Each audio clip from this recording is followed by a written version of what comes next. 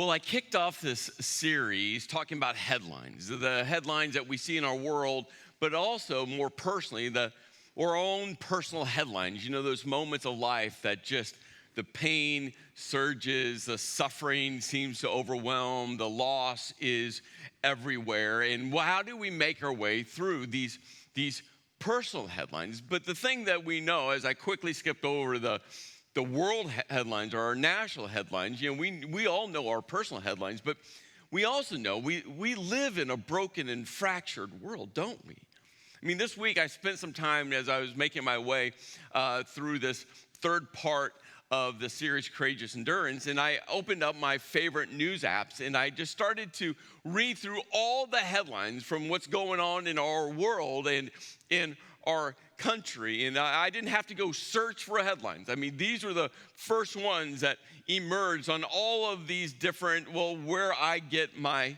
news from, which is a very varied, different perspectives and different viewpoints. And here's just a few of the headlines from just this last week. No peak in sight as China reports 5,000 new coronavirus patients. Harvard prof sounds alarm on likely pandemic. Disease modelers, maybe 4,400,000 cases.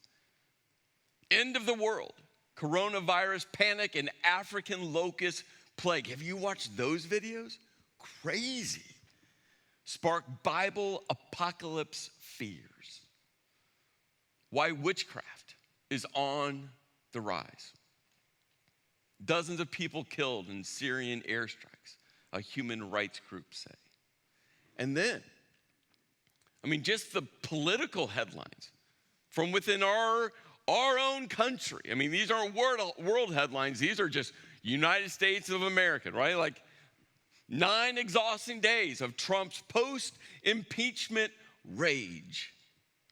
Trump to headline, $580,600 per couple fundraiser. What do you get for that amount? Oh, better be good food. What every American needs to know about campaign money in 2020, like what you get for $580,000 per couple.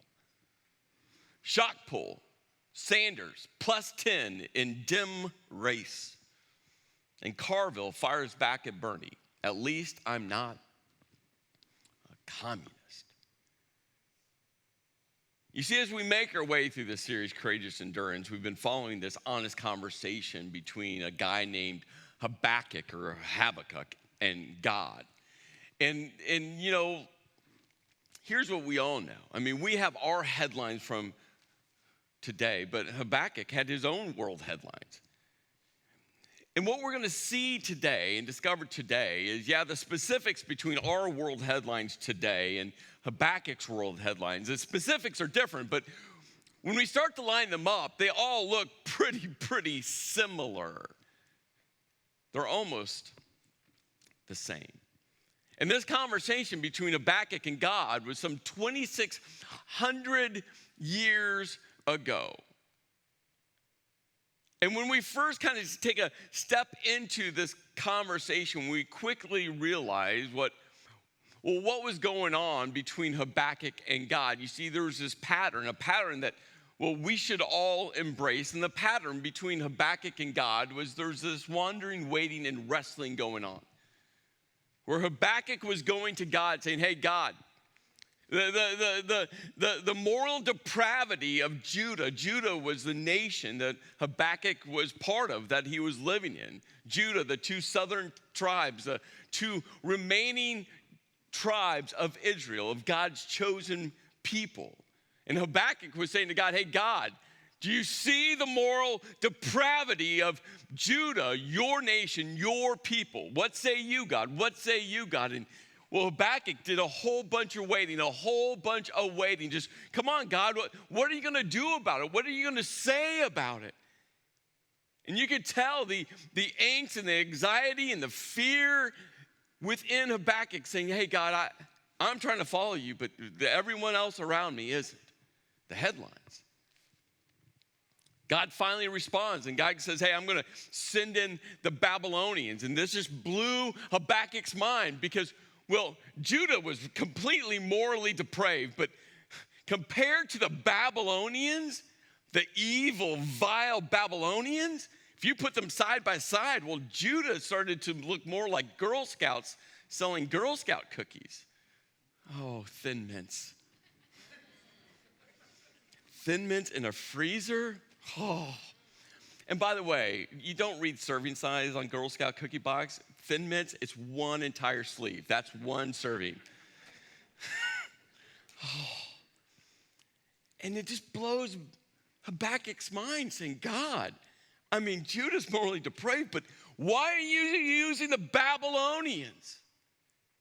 And all of this leads to this, well, our third part of our series, to this section in this conversation between Habakkuk and God called the woes. Now, this word woe is not a word we commonly use in our day and age some 2,600 years later. But this word woe has everything to do in the ancient Hebrew language with this feeling of lament or sorrow, but attached to it is judgment that will happen. Not judgment that might happen, but judgment that will 100% happen. And so there's going to be 5 woes that will kind of paint this picture of a headline of what's going on, what is happening, and the judgment that's going to get attached to it. Now, what we need to understand is some 2,600 years later, the specifics are different, but our headlines are remarkably the same. So as we make our way through these 5 woes, what I've tried to do is take what is happening and what's being described some 2,600 years ago and attach a question that just shoves it into our culture. And then attached to every woe of what's happening, there's judgment. And what I've tried to do is take that judgment that was articulated some 2,600 years ago and just bring it into our kind of modern day language. And so that will all make sense as we go through it, but just trying to take what was said and apply it to now. Now, before we get into these woes, I have 2 very important cautions. Very important cautions.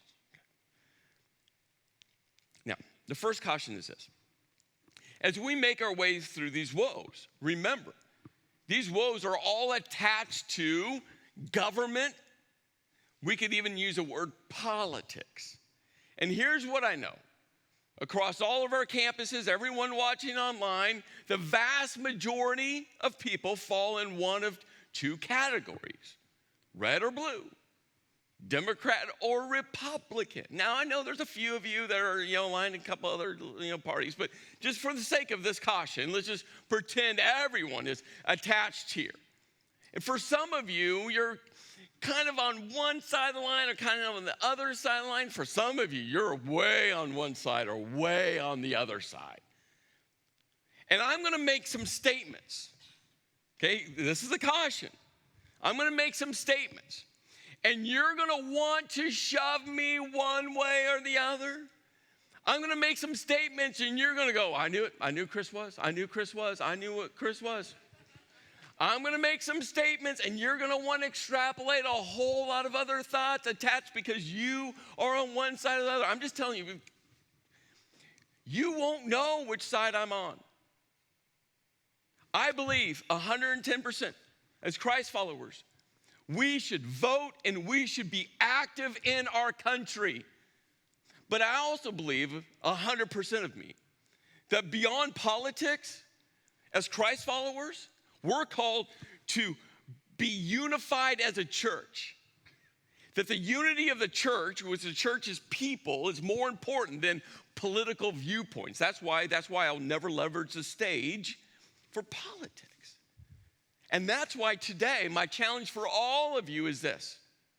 Don't think Republican, Democrat, blue, red.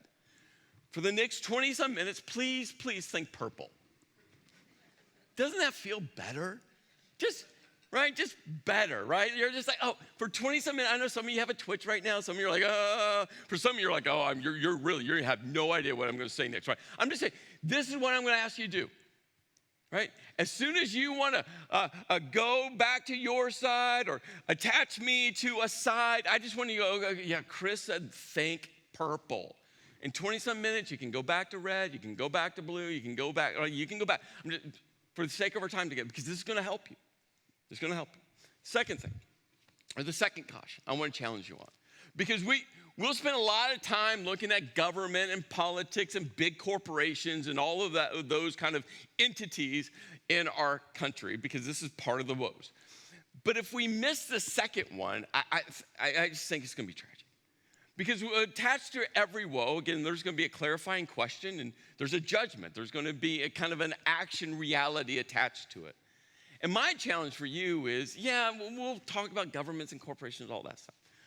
But there's going to be a woe that's going to hit a nerve within you.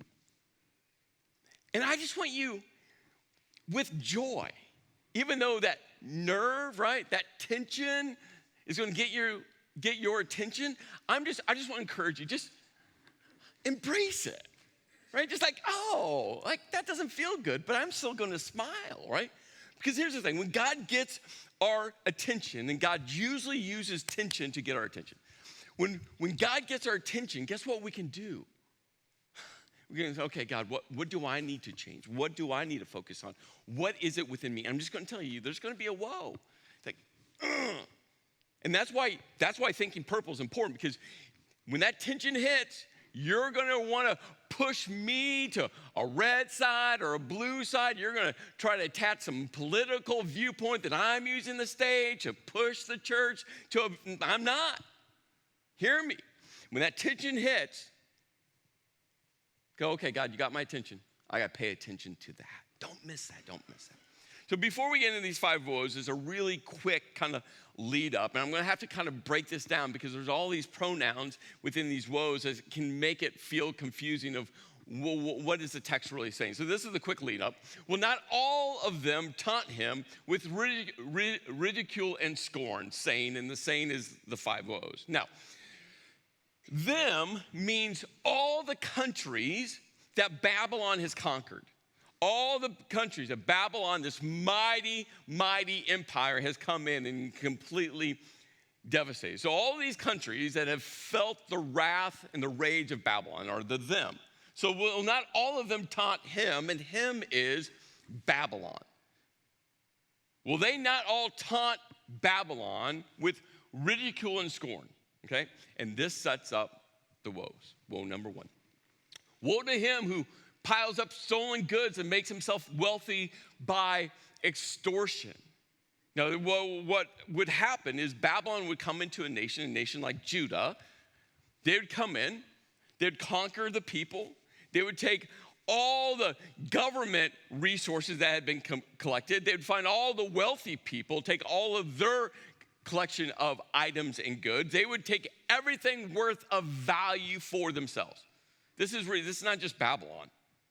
Babylon were just experts at it, but this has happened over the course of history. Countries would come in, they would conquer other countries, they would take all of the wealth for themselves. Which leads to this question, the question that we have to ask ourselves. Are the powerful disempowering the less powerful?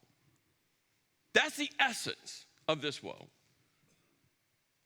We can attach this question to people in our political government, whether it's president, whether it's the House, the state, whatever form of government, are the people in positions of power disempowering people who are less powerful. You can attach this to big companies, medium-sized companies, small companies. You could even change the word power to influence. Are people in positions of influence marginalizing people with less influence? And where we could stare at government, where we could stare at politicians, where we could stare at CEOs and big companies, let's just personalize this for a moment. As a man, in your position of power or influence, Are you disempowering people around you? As a husband, are you disempowering? As a father, are you disempowering? Women, in your position as a woman, are you disempowering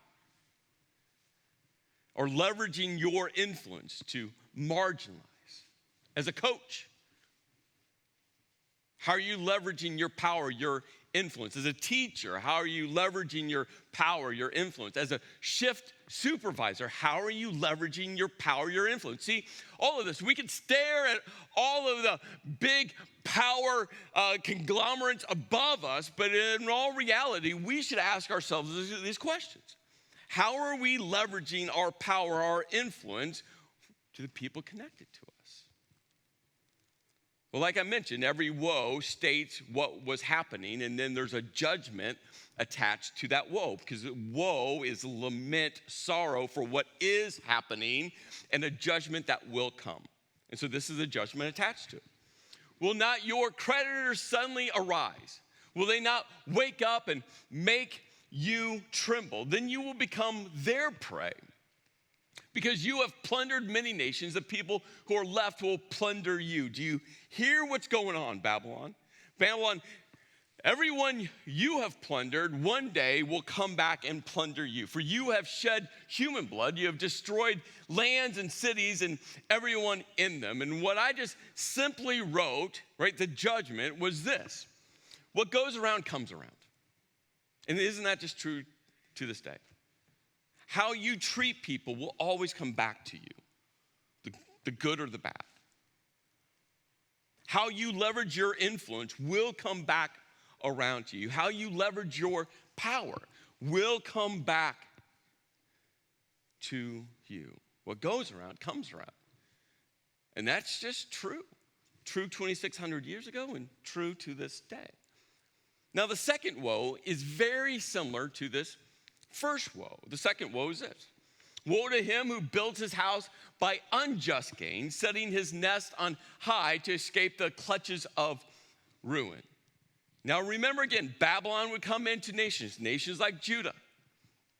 And all of that wealth that they would collect for themselves, right? They would use for themselves. They would keep it.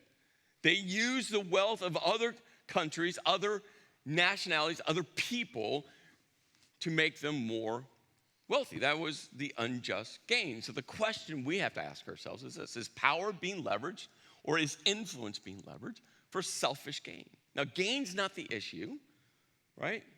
Having nice things is not the issue. Wearing nice clothing, having a nice truck, living in a nice house, going on a nice vacation, right? That's not the issue. The issue is unjust or selfish gain, where we use our position of power, of influence, and we keep our eyes focused on ourselves, saying, well, I don't care about your needs, I care about my needs. I don't care how this decision impacts you as long as it makes my life better. The judgment attached to this woe is this. You have plotted the ruin of many people, shaming your own house and forfeiting your life. What it's saying is, Babylon, you've plotted the taking over of nation after nation after nation, and guess what? In doing so, you're going to die. You're going to forfeit your life. That's the judgment that's coming to Babylon. The stones of the wall will cry out, and the beams of the woodwork will echo it. And the judgment simply is this. You'll reap what they sow. You will reap what you sow. I grew up, my dad would say that line over and over again. Son, you'll reap what you sow. Always in that dad voice. Son, you'll reap what you sow. Son, you'll reap what you sow. Son, you'll reap what you sow. And one day, I think I was a teenager, one day I realized that phrase actually it comes from the Bible. And I went to my dad. I'm like, Dad, because I thought that was his saying. I'm like, Dad, that's not your saying. That comes from the Bible. And he looked at me with that no duh, are you really that dumb, son look? He's like, yeah, I know. It comes from Galatians. I'm like, oh, you knew that. You're like, then I felt like an idiot. He's like, yeah. He goes, it's in the Proverbs, right? You'll reap what you sow. And here's the thing, we all get this. That's why these two first woes are so similar. You know, what goes around comes around, and you will reap what you sow. One of the things I say to my girls all the time, every action has a consequence. The question is it going to be a good consequence or a bad consequence? But that's determined by the action. I say it all the time. Your actions has a consequence. And the consequence will determine whether the action is good or bad. It's up to you. Do you want to live a life with good consequences? If so, choose good actions. If you want to live a life with bad consequences, guess what? Then you'll choose bad actions. But the consequences always reveal the action. You will reap what you sow. What you plant will always grow. How you treat people, how you leverage your power and your influence.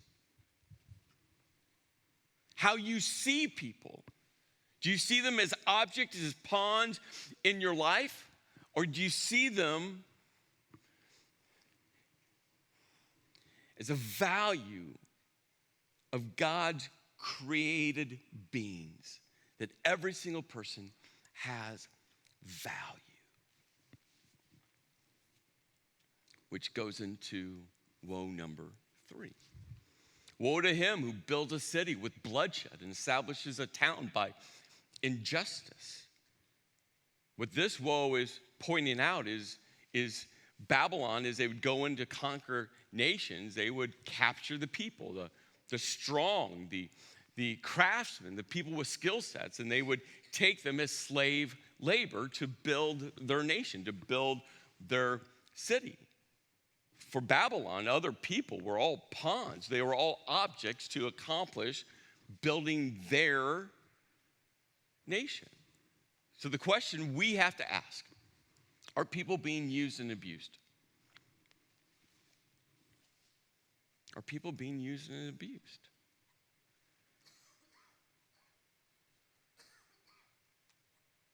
When you think about our world, child abuse, sexual abuse,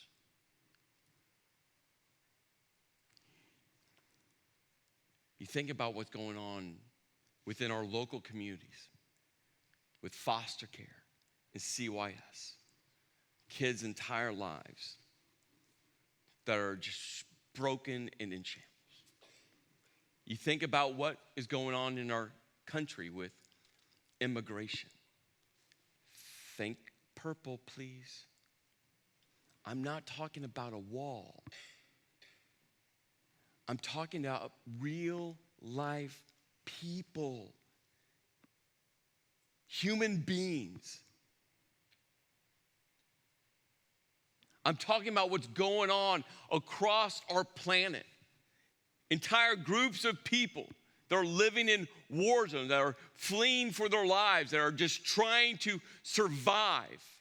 And we get caught up in the politics of immigration where God sees individual human beings. And I'm not saying there's easy solution to all of it, but maybe we spend less time talking about our political viewpoints and realize there are people dying and that we should care about them. That stop posting someone's political viewpoint and maybe say, what can I do to help save a life? Because in God's economy, it's not about borders or walls. It's about individual human beings that have absolute value to God.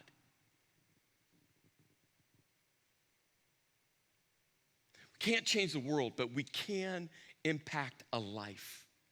That's what we can do. And every woe has a judgment. And this is a judgment. Has not the Lord Almighty, or the literal translated, the Lord's army, determined that the people's labor is only fuel for the fire, that the nations exhaust themselves for nothing, meaning Babylon is building their world and it's going to all disappear. And guess what we know about history? Babylon's disappeared. Every country, right, has risen and fallen, risen and fallen. We just know, I mean, that is a story of history. And then this is such an amazing judgment. For the earth will be filled with a knowledge, not information. That's not what this word means. It's not about the knowledge of God. No. This word, this ancient Hebrew word, has everything to do with relationship with. To know God, not information about God, but to know God as in a relationship with God. Be filled with the relationship with God, of the glory, which means the presence. The presence of God as the waters cover the sea. See, the judgment is that God's presence will cover this earth. And that's why we landed on this thought last week. And this is the story arc of the Bible, which is this judgment. God's pursuit is for all people to pursue him. It's God's pursuit. He desires to have a relationship with all people. It's why Jesus came, to be the conduit, to be the bridge to the almighty, holy, righteous God the Father. And that's why we as a church, I mean, this is just what we're about. It's why we're okay with canceling a weekend service to do a Love First weekend, like we did right before Christmas, and just said, go serve people. Here's some ideas, but just go find ways just to go put love into action. It's why we partnered this last Christmas with CYS, with our Christmas wish. Why? Because we just want to get presents in the hands of kids in foster care and families. They're stepping in to help the lives of kids that are abused, kids that their home framework is in shambles, willing just to love them in the mess. It's why we as a church encourage all of you, get plugged into a life group, because life groups start to serve each other, then they start to serve their neighborhoods, they start to serve their relational framework, and they start to put love into action. That's why life groups are so powerful, about doing life together to serve each other. It's why this phrase, that we want to be a church that loves people by serving people to Jesus. Because this is what Jesus has put in motion. Love everyone. How do you do that? Serve them. Love everyone. Serve them. And as you serve them, point them back to me. It's why we want to launch more churches, not because we want more churches. We want more churches filled with people that understand that as Christ followers, their call is to love people by serving people to Jesus. And when that happens within local communities, we start to change the local community from the inside out. It is the purpose of the church. God's pursuit is for all people to pursue him. That the knowledge, the glory of the Lord will be like the waters covering the seas.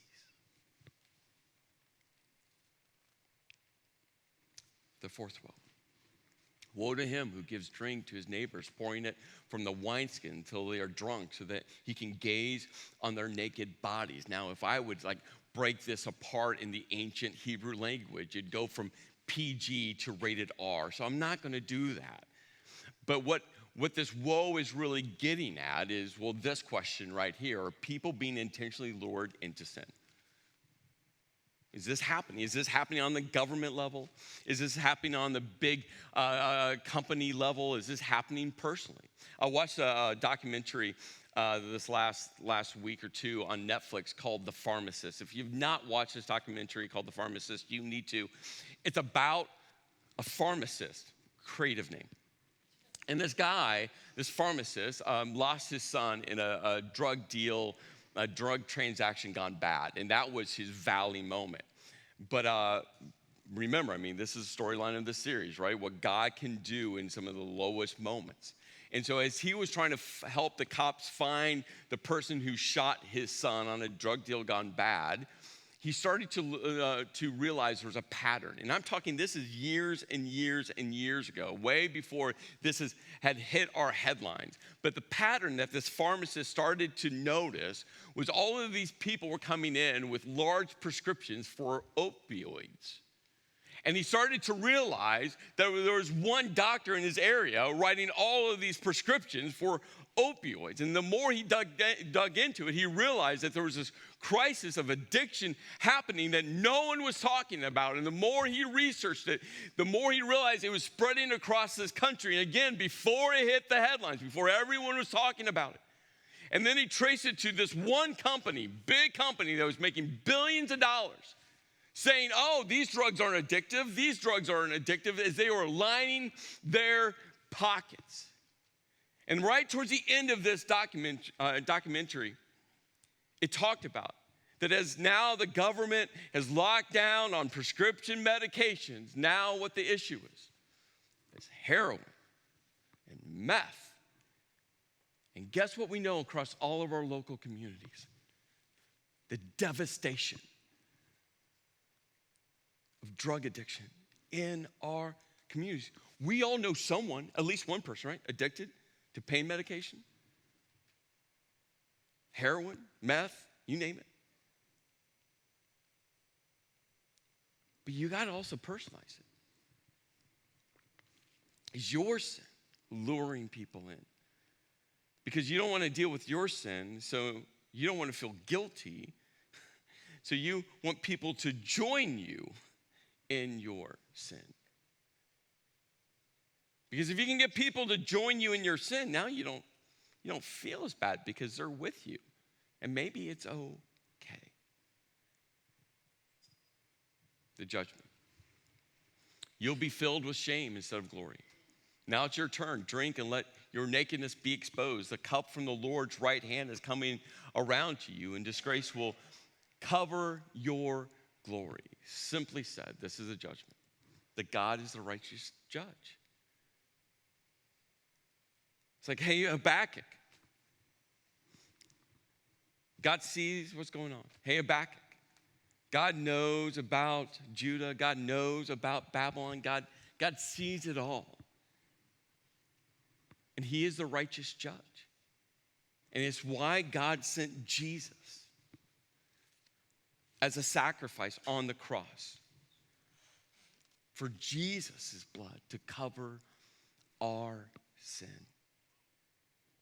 But God is still righteous, and he still is judge. And he will judge. Which leads to the fifth rule. Of what value is an idol carved by a craftsman or an image that teaches lies? Remember the Babylonian culture. I mean, they worshiped many, many, many gods, and they would craft little idols out of stone and wood, whatever material, right? To worship these idols. For the one who makes it trusts his own creation. He makes idols that cannot speak. Woe to him who says to wood, come to life, or the lifeless stone, wake up. Can it give guidance? It is covered with gold and silver. There's no breath in it. And the question is this: who or what is your God? Who or what is your God? Which leads to the second question that you got to ask yourself. Who are you going to trust? Because if you're not going to place all your trust, it's not like you can go, God, I'm going to give you 50% of trust. The other 50% I'm just going to carve off and place it over here. It's all in or nothing. If you're not all in trusting God, something or someone else is going to become your God. Who are you going to trust? Or what are you going to trust? Which leads to this judgment. The Lord is in his holy temple. Let all the earth be silent before him. Let all the earth come into his presence. Let all the earth stand and stare at his glory. You see the judgment. And there's so much hope. The judgment. It's that God is on his throne. God, sovereign God, holy God, righteous judge God, that God's on his throne and everything is underneath his power. The things we understand and things we don't understand, the things that don't make sense in our limited scope, that God sees it all, knows it all, is over it all, even when our headlines, both in our world, in our nation, and in our lives, seem so out of control, that God is on his throne. And that should make it all the more easier to say, God, okay, I will trust you. You see, through this series, we've been talking about this spiritual journey that we're all on. And that is in these valley moments where you have to not just wait and wonder the why God wonderings, but you got to wrestle with God. It's in the wrestling. It's why Habakkuk's name, that means embrace or wrestle, is so important. For some of you, you've just never wrestled with God, and you need to wrestle with God. Keep coming back to him, having those honest conversations, those toe-to-toe, spit splattering, veins bulging, word spewing, silence deafening, no holds barred conversations with God. Just keep coming to God, wrestle with him, because if you don't wrestle with him, you will wander away from him. But maybe you notice there's this one last question mark. And this one last question mark is the catalyst for you to start climbing out of that valley. And it's one more W's. W's are everywhere, by the way. And this one last W is where Habakkuk lands. It's where we're going to end this series in part 4. Now, the question that we've asked throughout the whole series is this question: how do you respond when what you see with your eyes doesn't align with what you know in your heart? How do you respond with what you see when the headlines of suffering and pain in your life are so overwhelming? When what you see about the abuse that's happening within kids' lives, sexual abuse, rape, the treatment of people around our world. What do you do with when you see with your own eyes doesn't align with what you know in your heart about God? The answer is where Habakkuk came to, is you got to just trust God, that he's on his throne, that nothing is happening without him allowing it to happen. Even in moments where we can't comprehend why God would allow that to happen. And that's why wrestling is so important. It's where Habakkuk came to. God, I don't understand. I don't understand Babylon. I don't understand Babylon. I don't understand Babylon. I don't understand why you're allowing that to happen. And in the wrestling, Habakkuk comes to this place and say, okay, God, I trust you because you are on your throne. Here in a moment, across all of our campuses, there's going to be a song that's going to be sung. And I just want to encourage all of you, just stay seated in this moment. And as you listen to these words, maybe, just maybe, you just take your hands, you open them up, and you place them in your lap, and you just say, okay, God, I'm keeping my hands open. There's times in my life I would just close my fists, but God, I'm just going to keep them open. I'm just going to trust you. You see, some of the words that are going to be sung are this: I don't know how the story ends.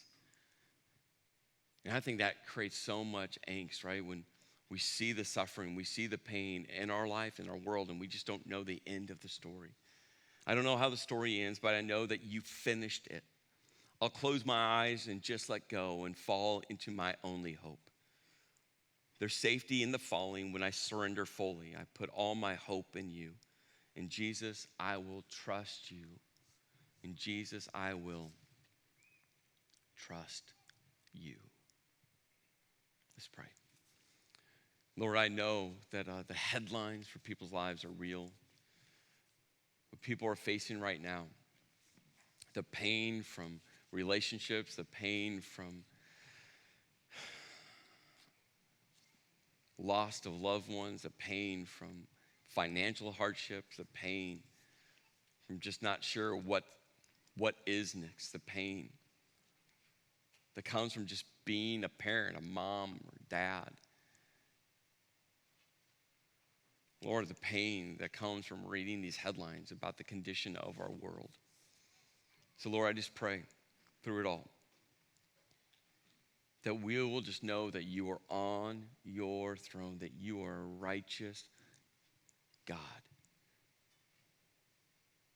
And in the seasons where it doesn't make sense, in the seasons where we just scratch our heads and we just don't understand why you are and why you are allowing and why you are doing that, God, we will just trust in you.